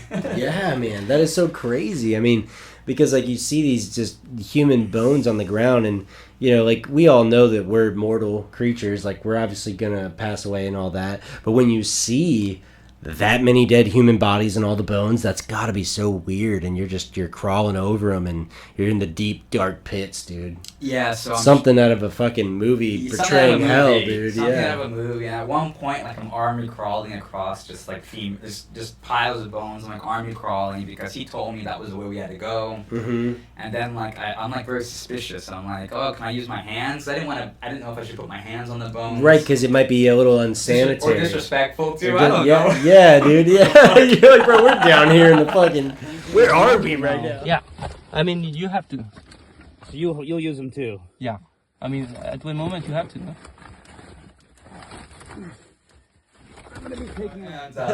And so I'm like, oh, so I go this way, and he's like, yeah, keep going. So I keep army crawling in this really tight corridor, like only like 2 foot high, and like on bones. Yeah, dude. I'm gonna put the video up so Yeah. the fans can see it, man. That's crazy.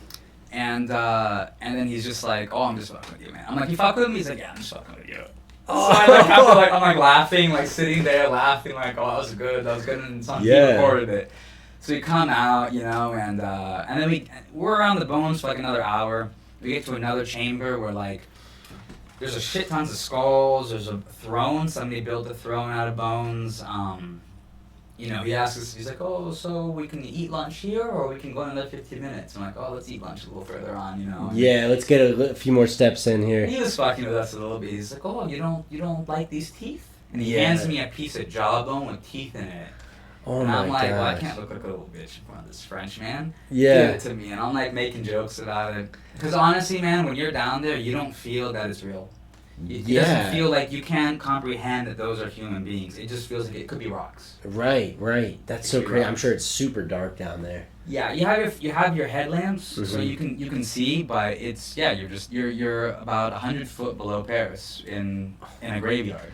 Dude, that is so insane, Yeah. bro.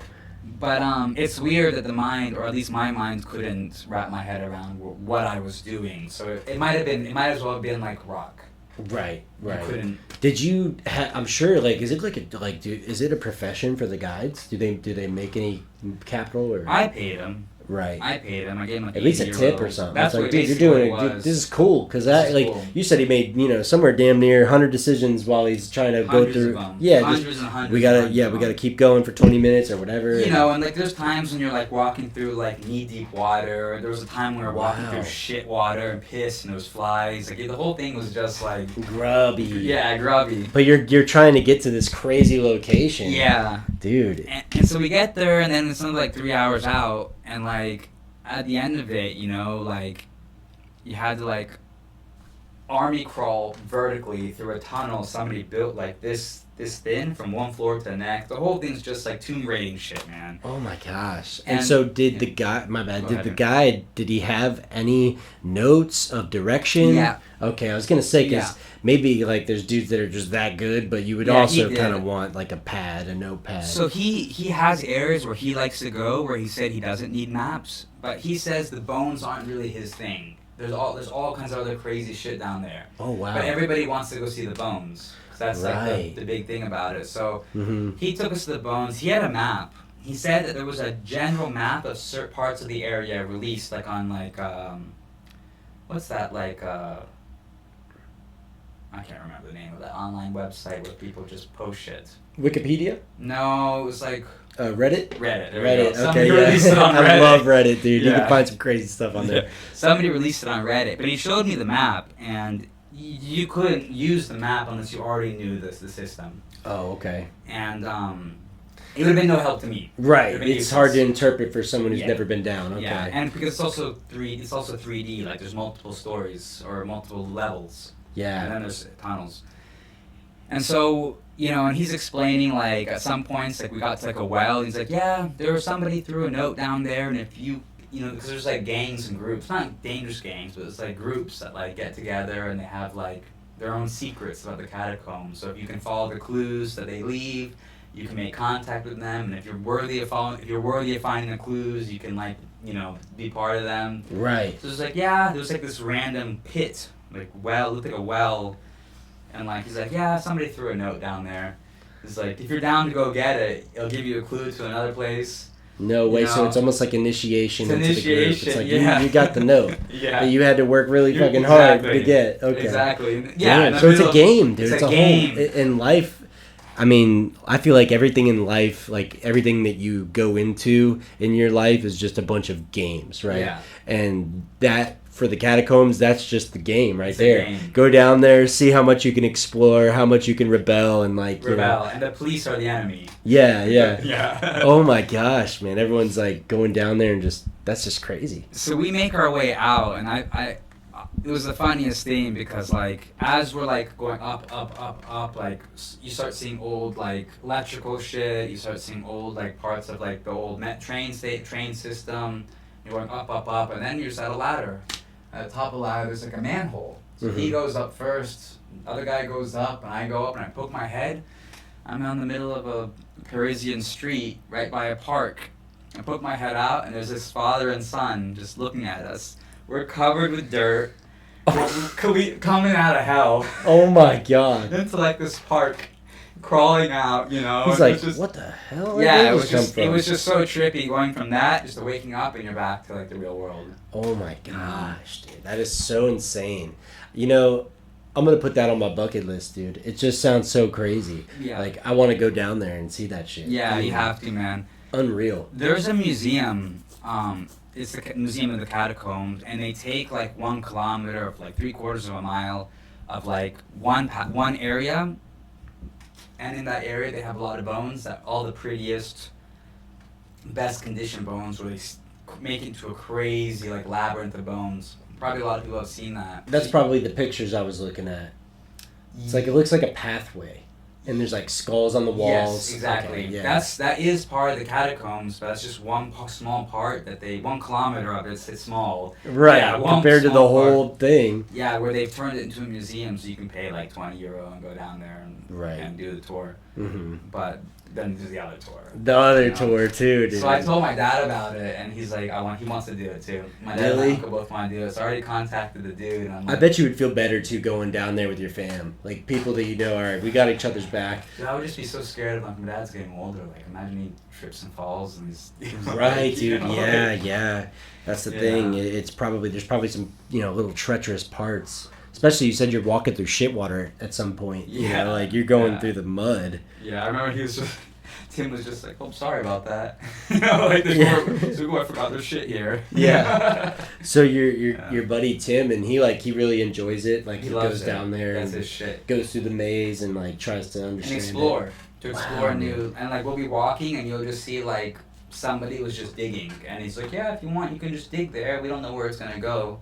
See, I think that is so cool. Yeah. Like, and it just gets back to, like, you know, Mitch and Andrew, like, climbing and, like, you going on the mountain run and, like, doing the catacombs. Like, I feel like human beings have lost the, like desire to explore.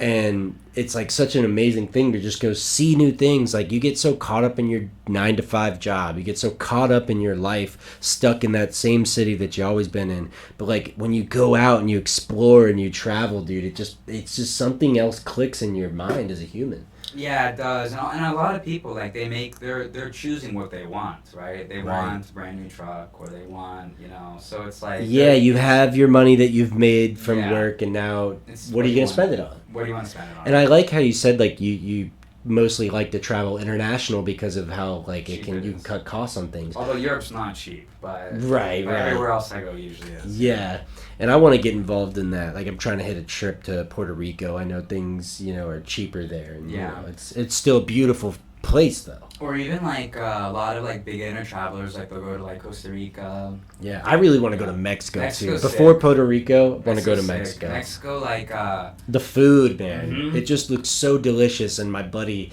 that is Mexican. He tells me all the time about the food there. It's just amazing, he says. It's cheaper and the food's delicious and they have a good culture. Like I would say they have the best culture of Latin America. You know, I mean I like Brazilian culture too. I like there's other good cultures as well. They're really different. You know, Peru and Bolivia is very different than Brazil. Mm-hmm. But Mexico's, you know, it's super cool and like a lot of people go to Cancun and they'll go to maybe Tulum.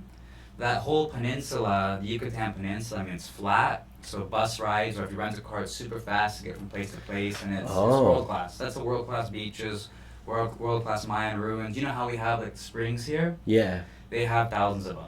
Of the springs? Yeah. Cold water, freshwater springs? Yeah, thousands and thousands way. of them. So you can hit up, like, 6 in a day if you wanted, like, in one Dude, area. that's what I want to do. Yeah. That's what I want to I'll do. give you all the details, man. If you end up deciding you want to take a trip with your girl or whatever. Dude, like, yeah, you've already done that? Yeah. Oh my gosh, I gotta get those deets from you, Yeah. man, for sure. Yeah, I want to go back. Like, I want to go back. We should, man. I've been there twice. Yeah, I'd be down. I'd Yeah. be down. I'm down to Pretty put cool. some, because it, like, you know, it's like we were saying, it's cheaper, you know, and put a little bit of money aside, not much, you know, and you can go have a crazy time. Yeah. I mean, it does really sound like the Yucatan Peninsula, like, and, you know, that sounds like just something to where, like, the view and the scenery is what you're paying for. It's you know? world class. And you're not even really paying for it. That part's free. You just Yeah. pull up, you know? Yeah, I mean it's more developed than like going to like northern Argentina or Peru or Bolivia. Like these places, like especially like Bolivia, like you can do whatever the fuck you want. It's just like free game It's out free there. game. Nobody cares. Man. Like nobody's getting sued, right? Mm-hmm. So if you rent a dirt bike and kill yourself, like they'll rent it to you. They won't care. Like we rented dirt bikes with no experience. They taught us for 20 minutes and took us on a trip in the mountain. You know, nobody gives a shit. You know, You're just doing things. You're just doing things. And that's what I like. It's like, you know, you're like exploring, doing things. It's just fucking awesome. It's man. cool, yeah. And it's Yeah. not as hard as people think either, you know, like, and there's so much resources now on YouTube and like vlogs and blogs. And Right, you can educate yourself before Yeah. you step foot in that Yeah, environment. to the point of it's like taxi, the bus, the train, X costs this. You know, like they have information for everything now. That's so awesome, man. So awesome. So yeah, I guess we'll just go ahead and transition here from our, you know, Kyan talking about his travel experiences, which are fucking awesome. I feel like we could go on for days about Yeah, that. we could. And we'll do a second We'll have the podcast. second Yeah, one, because man. there's some other things we want to touch on. But for now, I want to jump into something that I call the Goof of the Week segment. Let's do it. So I'm just going to show these videos that I found, and we're just going to break them down real quick. I'm curious. I have no idea what's coming. Yeah, so I'll put them up right here for us, and then we'll put them up on the screen for them. Okay, this is the first one here, so make sure the volume's up for us. Here we go. What the fuck is she saying? No, me, fucking nigger! Oh my god. Oh my god, dude. He's going to the hospital. Watch him get up. Comes out of the coffin. He's getting resurrected. He just hit Jesus Christ. He literally he just took DMT and then came back and was like, what the fuck happened? So we'll go ahead and watch it one more time just to... What the fuck is she saying? Dude, he's going to he might have a broken jaw. He's concussed for sure. walk. Oh, shit. He deserved it, man. That's what I was saying. So that's the reason I brought it up. Yeah. I think...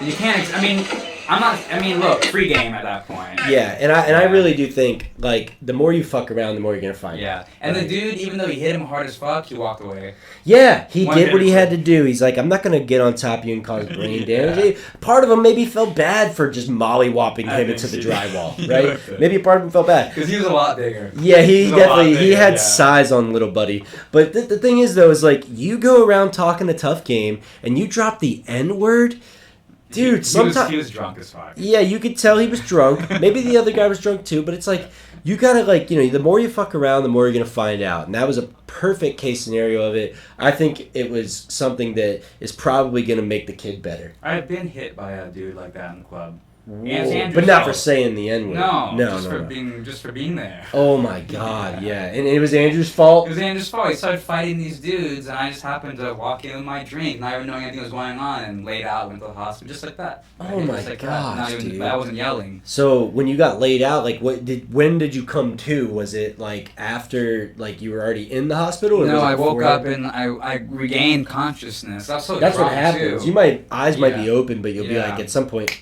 lights It go was back. it was in the parking garage. Taylor and Andrew were taking off my shirt because it was like covered in blood, and then it was like in and out into the hospital. Dude, okay, nothing good happens in parking No, garages. or fucking Ybor City. Or Ybor City, Ybor dude. City. Yeah, Ybor City's crazy. Oh my gosh. Gives me the heebie-jeebies, that place. So many stabbings and so many bad things happening.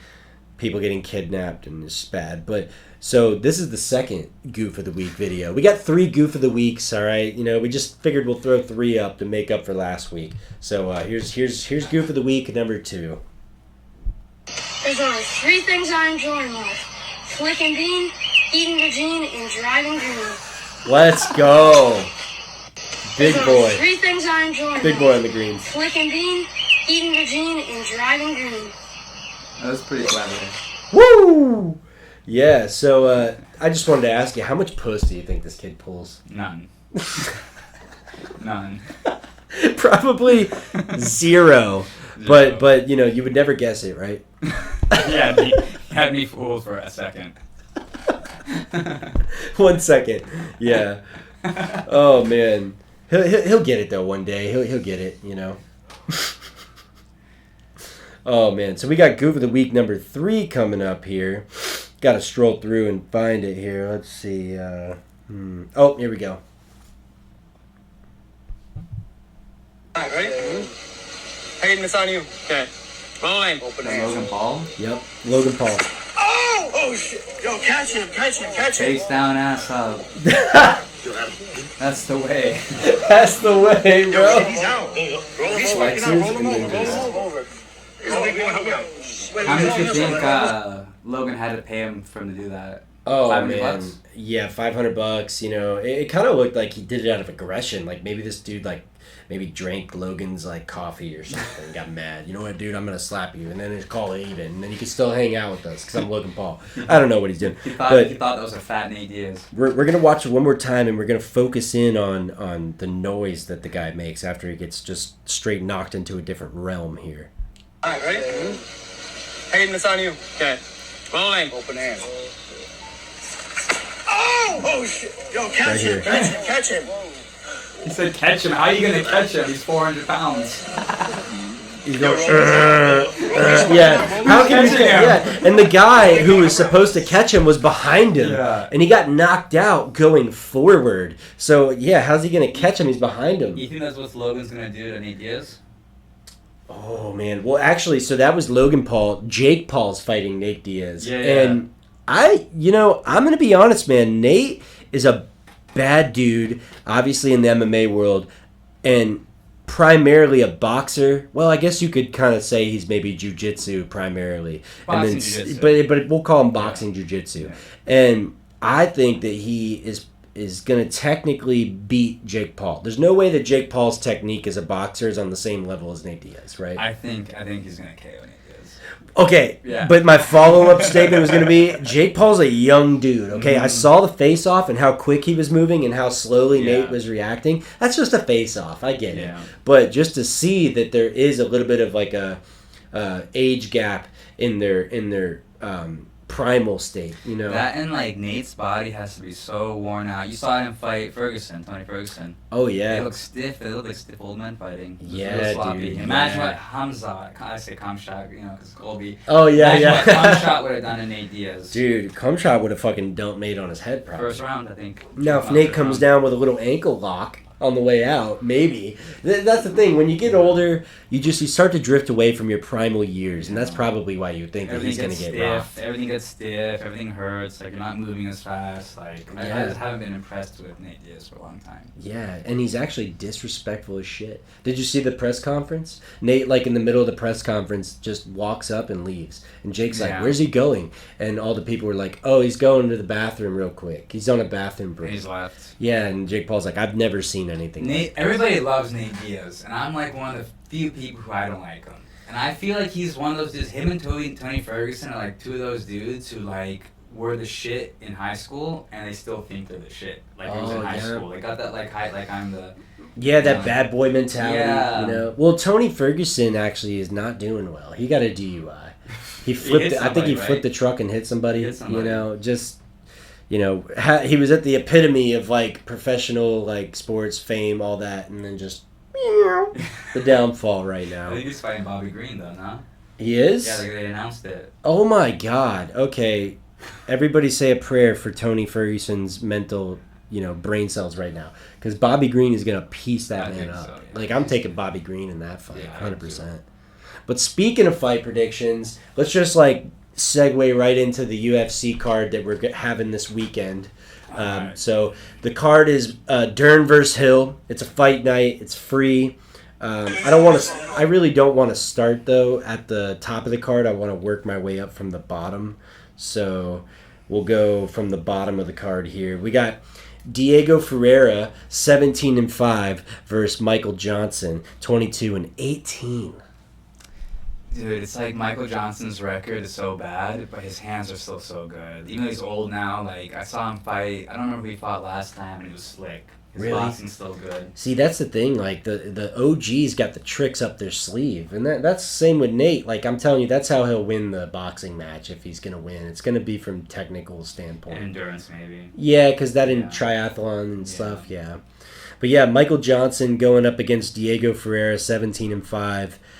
You know, I'm gonna go ahead and take Diego, but I could totally understand if you were to take Michael. I'll take Johnson. Yeah, Johnson with the 22-18 record. Just I don't know who the other dude is. Yeah, I'm not too familiar with him either, but I just feel like since Johnson, you know, he's slightly over 50% with his record, but he's getting older.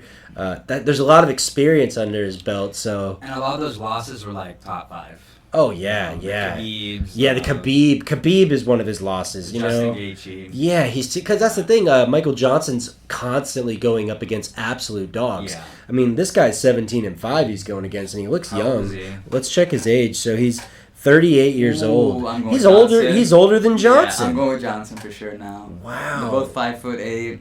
Man, you know, I'm gonna stick with Diego. Don't know much about him, but just gonna. I mean, I'm wondering who the underdog's gonna be in that fight. That now that I see that he's 2 years older than Johnson, it kind of I was coming at it like he was younger. I thought he was too. Yeah. So, well, yeah, I'll take Diego. Kyan takes Michael Johnson.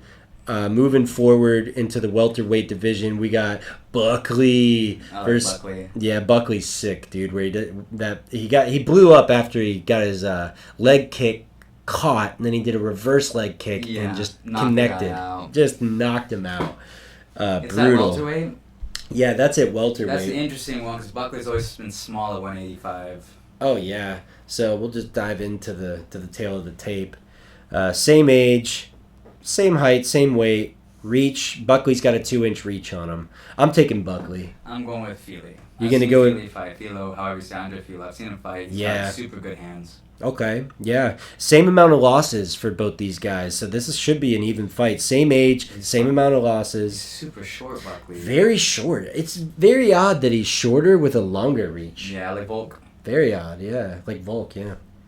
Okay, so there it is. I'm taking Buckley. And Kyan's taking Andre. So the girl fight that, you know, isn't too amusing. I don't really know either of them either. It's at a catch weight, so it was obviously a last minute agreement. Yeah, based off their records, I guess you know, just to lock in a pick, I'll go with Lupita.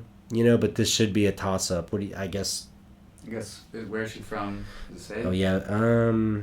No, it doesn't say. I'll go with Lupita too. Okay, same age again. Mexicans are dogs, man. Oh yeah, dude. Yeah, Mexicans, they got chins, man. Yeah. Absolute strong chins. This is an interesting co-main event at middleweight. So we got Anthony Hernandez, 10-2, versus Edmund Shabazian, 12-3. Who are you gonna take, Kyan? Is that Anthony Fluffy Hernandez? Is that the one? No, sure. I think it's a different Anthony Hernandez. If you look at the picture, I don't know if it's that one. This is at middleweight. Yeah, he's not a middleweight, is he? The fluffy one. I'll go with Shabazian. Shabazian. The golden boy. He was supposed to be the next big thing. Yeah. Let's see if he got it. He was so young when he went on that losing streak. So right. Trained by Ronda Rousey, one of the legends in the game. Yeah, I'm going to go with Shabazian too. He's also got a little bit of years of youth on him. Mm-hmm. So, yeah. That's a tough one, though. It's still going to be a toss-up because Anthony Hernandez rocking 10-2. Shabazian's got more losses than him, and we're taking Shabazian. But, yeah, that's going to be a tough one right there. We'll see. That's a toss-up. But we're taking Edmund. All right, and for the women's strawweight main event, we got Mackenzie Dern, beautiful woman, versus Angela Hill, also a beautiful woman. They both are. Yeah, both looking good. Who you taking, Kyan? Oh, if I don't know the fighters, I tend to always pick the Brazilian just because I love Brazil. I don't know. I know Mackenzie Dern. I don't know Angela Hill. I think she's more stand-up. She's right? a bouncy stand-up. Yeah, very, very good stand-up. Dern is stand-up. jiu-jitsu. Mm-hmm. I think I'm gonna go with Hill. I think that she's gonna stop the takedowns. Okay, yeah, Hill's a bouncy one too, man. And I think if Hill wins, that's how she'll more than likely win, bouncing around the octagon, using the cage, and connecting with her striking. Now, I'm going to go ahead and take Dern because dude, you watch her fight, her Brazilian Jiu-Jitsu is remarkable. And I think a lot of these women underestimate it, and then they go up against her, and before they know it, early on in the fight, before they know it, they're in some sort of dangerous Jiu-Jitsu situation. I just don't know what her wrestling. I don't know what her wrestling's like. Is it any good? Dern, yeah, it's decent.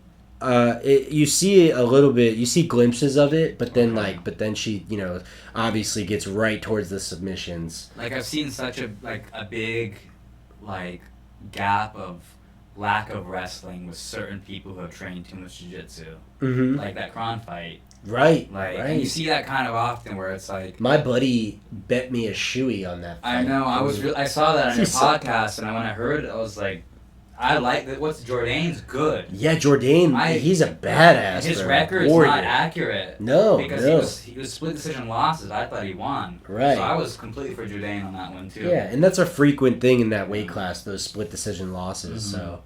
Yeah, Jourdain, the Canadian killer, dude. Oh my god. He just looks striking. I like his style. Yeah, very, very warrior type mentality. So yeah, that's the picks locked in, man. I got Mackenzie Dern. Whew, I'm excited for that one, man. Is this was a title eliminator fight? Let's see. I don't think it's a title eliminator. It's a main event, 5 rounds. So it could be 5. Yeah, since it's the main event, it's more than likely going to be 5 rounds. I believe. Doesn't say. I'm excited though. It's a free fight. It's exciting, And then we got another fight night after that. UFC 289. It's looking kind of dead. It's just the Charles fight. Yeah. I like Kai France. Yeah, they're giving all the veterans, a shot. That's what these next few cards look like. I'm really excited for UFC 291 though, which is coming up. I got the lineup because they just locked in a lineup recently. Yeah, let me see here. Is this in July? It's July, I think. Yeah. Oh yeah, I believe it's in my photo. That's the BMF title fight, right? For the. Oh yeah, I believe so. Here we go. So, there's the lineup, man. Look at this. I know. When you got Derek Lewis starting off the card, I mean that you're rocking a good card. That's the one. Ferguson versus Green. He's on there. Oh, there it is. I didn't even notice. Jason Holland, Wonderboy Pereira, Lewis and Lima. It's a heavyweight. Yeah, Holland and Chiesa is gonna be good. Who do you think wins that one? I'm going with Holland, dude. His striking and his fight IQ has been off the charts recently. And Chiesa, though, is an absolute dog who's been in the game for a while. So that's the grappling. tough. Made it the grappling is where... Chiesa. Yeah, because you've seen Holland, fail in that department. Yeah. He's a striker all day. What do you think of the Blachowicz and Pereira? I'm excited for that one. Oh, yeah. I like both those guys. I'm actually kind of sad that they put them up against each other. Yeah, because I feel like whichever one loses is kind of on their downspout right now. There's a lot on the line for that fight as far as fame and stuff. Now Pereira beats Blachowicz, then Pereira will get a shot at Yuri or Jamal Hill. Yes. And then Israel's gonna go up. That would be the perfect chain of events for UFC. Is if he ends up getting the belt, and Israel goes up and fights him for the 205 belt, Pereira. Oh yeah, 100%. And I love watching Jamal Hill, dude. Yeah. He's an absolute dog. Funny as hell on social media too. Just absolutely hilarious. Now I think Wonder Boy beats Pereira. I agree. Yeah, I don't because think we got Pereira's two that good. Pereiras on the card, Yeah. so we're not talking about Alex Pereira. We're talking about the other one facing Wonder Boy, and yeah, I mean, Mikel Pereira, I think, or something like that. Mikel Pereira. yeah, I can't remember his first name, but I know he's the guy that's you know him as the guy who's always doing the backflips and crazy, I think Wonder Boy wins outrageous. too. Yeah, Wonder Boy just has a lot of skill and technique. You hear Conor McGregor even taking tips out of Wonder Boy's book sometimes. This is a miss. They should have done this. That's a mismatch. That should have been. That's Dagestani privilege. Yeah, Aliskarov versus Costa. Yeah, that's Dagestani privilege. That should have been. That's gonna be a. That should have been Chimaev. Khamzat Chimaev. Yeah, Supposed to fight 100%. Costa. What a screw up. Yeah, Chimaev, man. Supposedly Top G is gonna go to Chimaev's next fight. Yeah. That's what they're saying. Yeah, they like FaceTime. There was like a big video on it. And Well, it's like, supposed to be against Usman. oh my gosh. These I'm are- taking Chimaev, Yeah, dude. I'm taking Usman's, I mean, he's got that work ready Dude, for him, but I never Chimaev- thought, like, this is probably a super unpopular opinion. I never thought Usman was that good. Mm-hmm. I thought that he was fighting blown up lightweights. I think Masvidal was not a good win. Mm-mm. Those two Masvidal wins were not a good win. The Gilbert Burns is a blown up lightweight, and even Colby should be fighting at lightweight. He's probably the same size as Islam. Mm-hmm. You know, so it's like those wins to me were like. Then he went and fought a real welterweight, and look what happened with Edwards. Right. You know? Yeah. I think the first time they met, Usman and Jorge, Mhm. like, that was a sick right hand that just, you know... The second one. Was it the Yeah, the second second one? one, yeah, Oh, yeah. man, that was sick. But the other one, yeah, wasn't very an impressive way to win. No. It really wasn't. Yeah, these fights, man, they're just so interesting and fun. I love it. This is a good card. Yeah. Let me ask you, though, Kyan, like, because we're going to bring it back to the Tarpon Springs city. We put on for our city out here, you know? Did you ever get into any fights, like, growing up in Tarpon? Because I know growing up in Tarpon, fights are happening left and right. A bunch of drunk, stupid shit. Yeah, that's how I feel Yeah, most a of my bunch of drunk, stupid situations. But shit. I got my ass whooped by Matt McFadden. Do you know his younger brother, probably? yeah, it works on the bikes. Yeah. Yeah. He beat the shit out of me in 10th grade. No way, In the woods, really? Yeah. Damn, in the woods? Yeah. he What whooped my woods? ass. I think they've been developed now. They were over there by, like, Mears and Curlew. Like, over there by... Oh,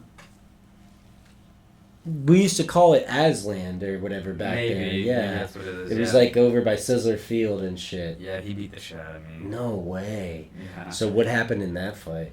Oh. You know, stupid shit, but, like, I was playing with a stick. Mhm. They were looking for an excuse. He was looking for an excuse to fight. Oh, And I was playing with a stick, like, on the ground, and, you know, we're 15. He was 16.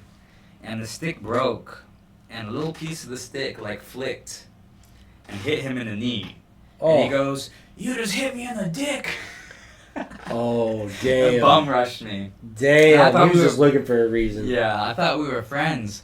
And so I was just confused and like what the fuck? Like, it was complete by surprise, and I, like, fell back. Mm-hmm. And I'm like, "Bro, fucking quit playing, get off me." And he goes, "So you think I'm fucking playing?" Headbutt? No, spit. He Oh. grabbed my big afro, grabbed my hair, and went, and like grabbed dirt and rubbed it into his spit too. Like, he wasn't trying to fight. He was trying to humiliate me. We're cool now. It was just some stupid shit back in the day. Right, yeah. So I got back up and I was like super confused. Like, I just didn't know what had just happened. It came out of nowhere. And this dude Keegan Richardson, he's my boy, or he was my boy. He was like, Oh, Keegan. he was in like TV production and stuff. No, I met Keegan. He's the one who slumped the Tucson. He put the Tucson in the river or in the lake over there. Yes. He's Yes! the reason. Yes! The nutsack. Yeah, the nutsack. The You're nut- right. You're right. The You're right. nutsack, Out of dude. Anklo. Yeah, You ruined he was the Andrew's one car. that fucking drove it in, dude. forgot about Rest that. in peace to the nutsack, Yeah, bro. the Hyundai Nutsack was Andrew's car. Yeah, they had that Tucson, bro, flipping. I mean, that they would flip that shit and then like just get some man strength and flip it back on its wheels and ride It was out. a Hyundai Santa Fe, I think, or something like that. And they rearranged the letters on the back to say NUTSAC, nutsack. Oh my gosh. Dude. Yeah. Yeah, they rearranged the chrome letters on the back. It said nutsack. I forgot he drove that into the lake. Yeah, dude. I remember him and Mitch and Hondu flipped that thing on Anclote Road. Just getting crazy. Yeah, and they had to flip it back. Yeah. Throw it home in the oil. Yeah, I was there in the beginning of the night, and then I got a call later like, yo, the Tucson's done, bro. Like, Keegan drove that bitch into the lake. And I don't even know why. It was just like ripping it up at Anclote, then he took a wrong turn and just and, like turned that bitch into a boat. It would have been the person who had it would have been the person to do that who had absolutely no way to make it right afterwards. They were just like, well, like, hey boys, charge this one to the game. Yeah. Man, I think they scrapped the Tucson after that. Rest in peace to the Tucson. Yeah, I got dude. scrapped. Great times in that fucking car. So he was like, yo, Kyan, you can't let him do that. Yeah. I'm like, dude, yeah, you're right. So Right. I go back and I start talking shit and I like swing on him. Mm-hmm. And like I hit him in the jaw and then like he grabbed me and we started like rolling on the ground. Mm-hmm. And he started just pounding my. He was a lot bigger than me and he just started. Right. It's like my nose and I remember feeling like just my nose getting like my head bobbing off the ground. Mm-hmm. And I ended up like scrambling. And I got up like faster than him and he was still on his knees. And like all my body weight launched off my right in the fucking jaw while he was still on the ground. Hit him right in the jaw. And like he looked at me and goes, ho ho ho, you hit me right there. And charged me. Oh my gosh! And Like, that's a scary feeling when you give it everything you got, Yeah. and then they just laugh and He come laughed charging. at me, and he charged me or whatever, and I went to go like for like a blast double because I was like wrestling at the time. Right. At that point, I had gotten my ass whooped. I was tired, A little and I just dazed, couldn't yeah. finish a takedown. And I remember just like multiple knees in the face. I could feel like my Oh. nose like crunch up, and I'm trying to crunch it back. Oh Yeah, man. it was a pretty good ass whooping for a 15-year-old. You know, like, you Damn, don't get your dude. ass whooped that bad until later in life. Right. When someone can inflict that kind of damage, but it was like multiple knees, and then just got my bike and went home. Damn, and I feel like no one can really understand that feeling unless you've been through that. You know, understand the like kind of the respect and like growth that comes out of it. You know what I mean? Dude. Like it's It does. weird. 'Cause I remember going up to him like, "Yo, we good, bro?" Like, ass whooped, like, "We good, bro?" And he Yeah. like, I think he was kind of embarrassed. Like, I don't think he ever wanted to fight. He was just Yeah. trying to like make a point, and he was kind of like, he didn't feel Right. good about it. I remember in Yeah. Satinoff's class, we had him together, and Oh, next day yeah. show up, 2 black eyes, you know. Only when you break your nose, you get the raccoon eyes. And Yeah. I went and sat right next to him, Mm-hmm. and we were cool after that. You know how that shit is. Yeah, dude, it's respect at the end of the Respect. fight. It's kind of like, all right, you know, we settled our differences. We're people that say what we want and do what we want, you know, and like I think that's the best way to, you know, kind of gain respect for one another, you know. Yeah. Once you like settle a disagreement like that, you know. What I realized about fighting, like, my fear of fighting's never been getting hurt. It's always been getting humiliated. Right. Yes. Seeing other people get my ass whooped. Oh, the yeah. pain part's whatever, right? Yeah. As long as you're not as long as you're not on concrete hitting your head on the ground or something. Right, like you see a fight happen like on a train station, like dude just gets smacked up real quick for being an idiot. Okay, he can go on about his life, no Yeah. problem. Some of these kids though in high school, man, they're not only they're getting beat up in a fight, but like there's like hundreds of kids like screaming and yelling around them, dude. It's kind of a traumatic situation, yeah. you know, like, Yeah. totally a traumatic situation. Yeah. I was lucky enough to where like I never really got into any fights actually in school. You know, I'm sure I had some close calls, but nothing ever transpired. And It was at house parties. yeah, it was at house parties Yeah. where, you know, alcohol was involved, or you know, just basically a lot of the times is where alcohol was involved, bars and shit. You Yeah. know? So Most of the time we're at house parties. And usually they last 10 seconds and get broken up. And Yeah. it's multiple people in it because Yeah, it's dude. like friend groups. seen some crazy brawls around here, you know, but yeah, man. Dude, thank you for coming on the show, Yeah, man. man, I had a good time. The thing is about Kyan, people, okay, Kyan Teller is a conversationalist. Everyone who knows Kyan knows that, I okay? like to talk. Yeah, man, we were diving deep into it, you know? So, yeah, I appreciate you for coming on the show, Yeah, man. man, I had a great Episode time. 7, we'll wrap it up just like this. Thank you, man. Yeah, dude. Had a great time. Yes, sir. All right, cool. We out.